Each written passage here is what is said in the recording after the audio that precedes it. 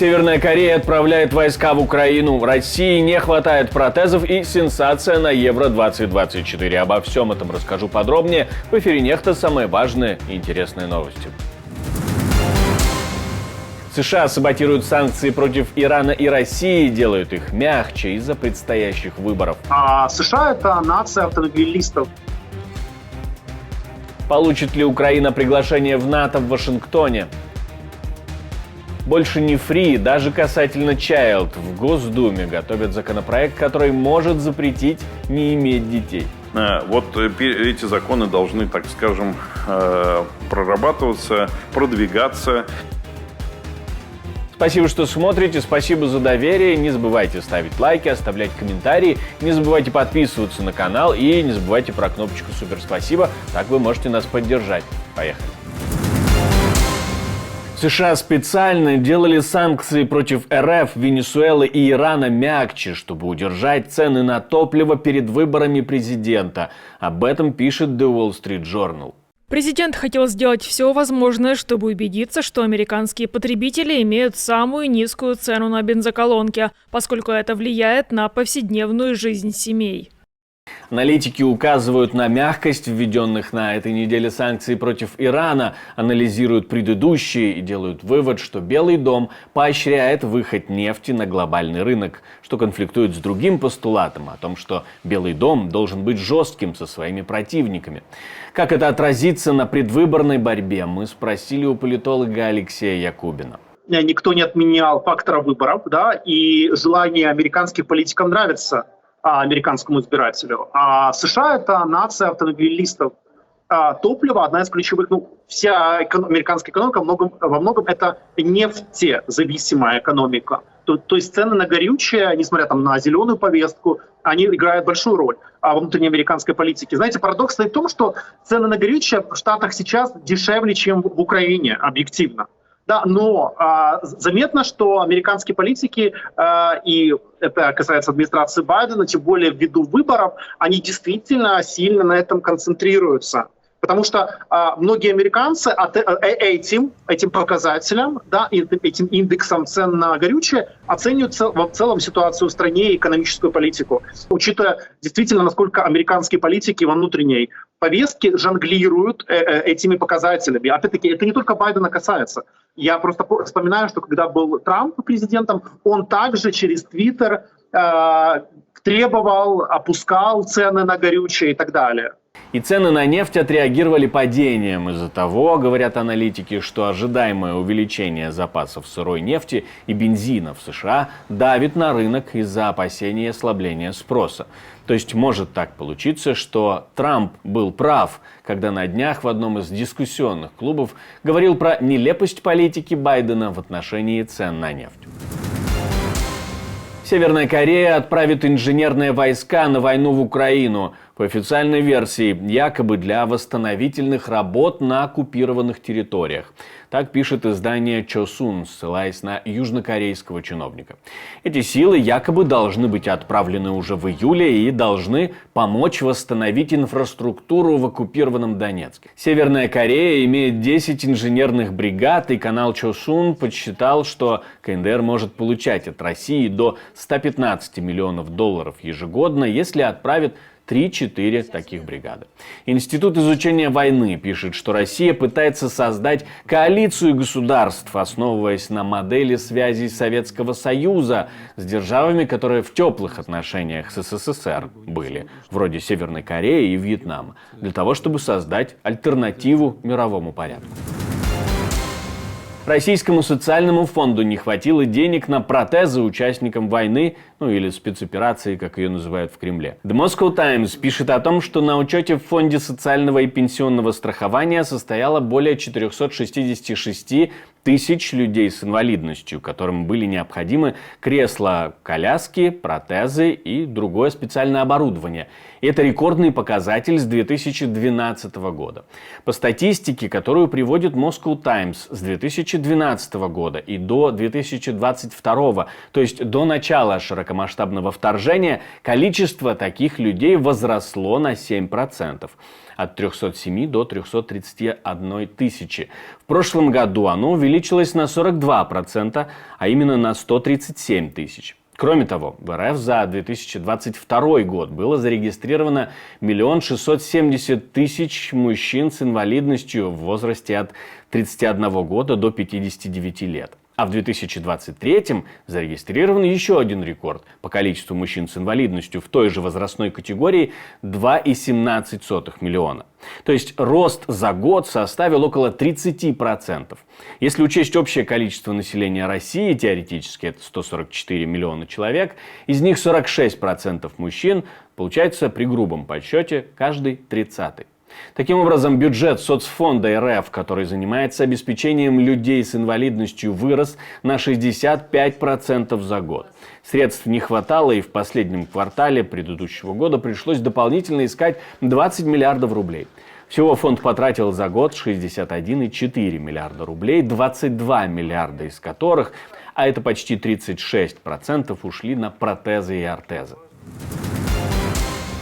Экс-посол Беларуси в Германии покончил с собой. Издание «Наша Нива» пишет, что Денис Сидоренко окончил жизнь самоубийством. По информации источников издания, он прыгнул с многоэтажного дома в Минске, не выдержав допросов в КГБ. Якобы после возвращения из Германии за ним пристально следили спецслужбы.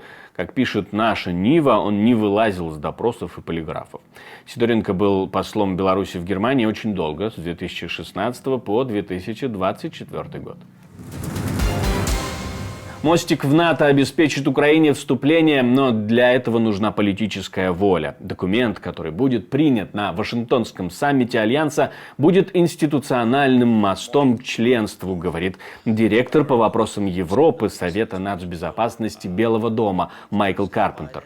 Что за мостик, что будет на саммите Альянса в Вашингтоне, и о вероятности получения приглашения мы спросили политолога Алексея Якубина. Ключевые некоторые игроки НАТО, Германия, США, ну и другие, пока что, я так понимаю, не пришли к консенсусу, чтобы во время войны принять или чтобы Украина получила членство НАТО. Но назначение новым генсеком Рютте, я думаю, что может отчасти дополнительно Украина может получить некую поддержку. Я объясню, в каком моменте.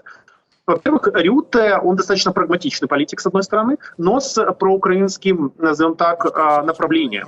Да, то есть я думаю, что понятное дело, что он будет стараться дальше искать консенсус НАТО, но нюанс будет состоять в том, что этот консенсус он будет искать уже исходя из своей, скажем так, предыстории, когда он, будучи представителем Нидерландов, он принимал решения, можно вспомнить по F-16 и так далее, которые бы непосредственно дополнительно вооружали Украину. Потому я думаю, что смена руководства НАТО, она может привести к тому, что отдельный фокус на Украине, он сохранится. Вместе с тем в Альянсе идут обсуждения идеи Йенса Столтенберга с планом финансирования Украины на 40 миллиардов долларов в год, пишет Bloomberg. Некоторые союзники не в восторге, пишут авторы публикации, некоторые боятся формализовать свою помощь или брать на себя регулярные обязательства и просто хотят пообещать не снижать уровень поддержки. В России готовят законопроект о Child Free. Законодательно собираются ограничить возможность не иметь детей. Мы с вами сейчас активно готовим законопроекты по недопущению распространения child free, такого течения, которое ограничивает распространение. И, в общем-то, говорит о том, что не надо сегодня девушкам, особенно молодым, рожать, можно обойтись и без детей. Таких идеологий, так сказать, много, экстремистской направленности. Собственно говоря, сегодня мы эти законопроекты, они подготовлены, и мы будем, соответственно, с вами прорабатывать и построить такую систему законодательную, которая бы все эти течения на территории Российской Федерации и тех стран, которые сегодня активно взаимодействуют с Российской Федерацией, разделяют ее ценности, эти законы должны, так скажем, прорабатываться, продвигаться. Это все, напомню, происходит в то же время, как депутат Госдумы Милонов предлагает установить ограничения на увеличение губ для женщин.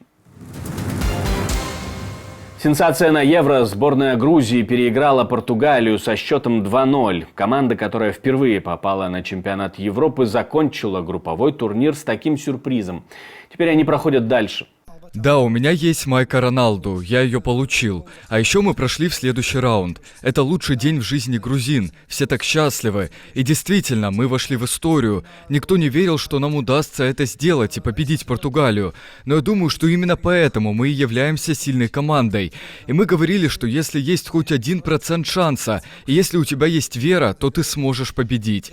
Мы доказали это и показали всем, что грузинская команда может это сделать. Сегодня у меня не так много слов, поэтому я постараюсь ограничиться простыми словами и скажу, что горжусь игроками, потому что знаете, какую они сегодня представили Грузию. И не только сегодня, но и против Чехии, против Турции. И я очень горжусь тем, что являюсь их тренером. Сборная Украины и сборная Польши, напомню, покинули турнир, заняв последние места в своих группах.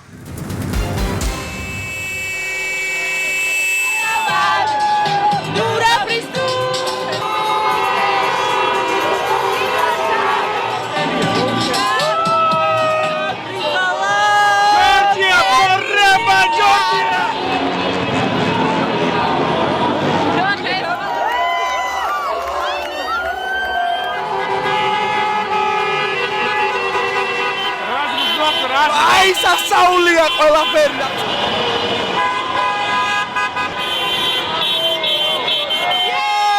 Sakardalu!